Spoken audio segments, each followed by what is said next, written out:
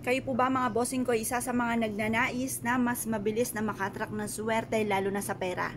Aba, ituturuan ko po kayo mga bossing na isa sa mga sikreto. Pero syempre mga bossing, bago nyo po itong gawin, kailangan kayo po ay may positibong pananaw sa buhay. May proseso po ito, hindi lang basta-basta natin gagawin. Kailangan may proseso po ito mga bossing. Unang-una, kailangan naka-mindset sa inyong isipan na mababago na ang takbo ng inyong pamumuhay bukod sa sipag at tiyaga pananalig sa mahal na Panginoon. Hindi laging ganyan ang takbo ng inyong pamumuhay.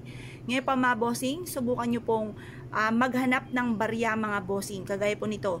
Ito po yung ating 10 piso na nagtataboy ng kamalasan. Ito po mga bossing ko yung silver, takot sa mga silver. Kaya nire-recommenda ko nga po sa inyo yung stainless po namin na bilog na pantaboy ng kamalasan. At yan ay bilog, ang bilog para mabilis gumulong ang magandang kapalaran. Tapos, ito naman po yung rose gold, yung pinaka-lining ng 20 pesos. Mabilis na pagtugon sa mga problema. At syempre yung silver, pantawag ng swerte, pantaboy ng kamalasan. Ito naman po yung ating gold mga bossing ko na 5 piso. Ito po ay gold for abundance. Pagsasama-samahin natin ang tatlong ito at ilalagay natin sa isang tissue. Yan, sa isang tissue. Ganito po inyo pong gagawin.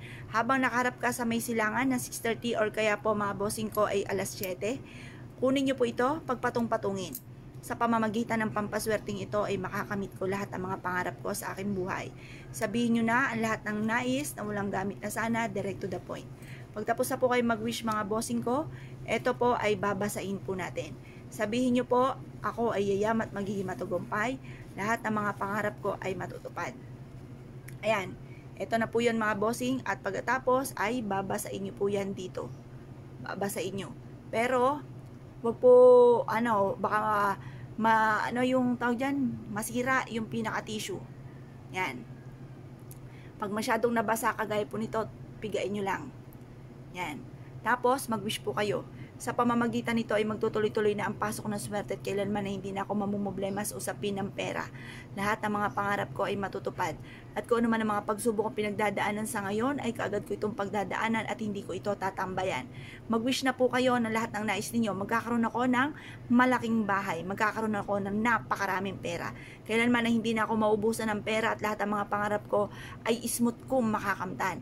Magkakaroon ako ng negosyo na dito na ako yayaman at malalayo ako sa anumang kapahamakan at kung ano man po yung pinapangarap ko ay smooth ko nga po ito makakamtan. Ito po ay magaan ang daloy ng swerte sa akin matapos ko itong gawin.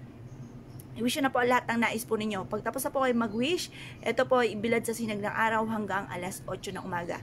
Makalipas ang alas 8 ng umaga, iwanan nyo po ito sa may bintana po ninyo mga bossing sa gawing silangan.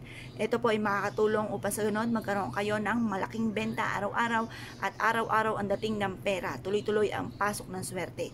Kaya kung kayo po naniniwala at nais po itong gawin mga bossing, mga bossing, good luck po sa inyo po lahat.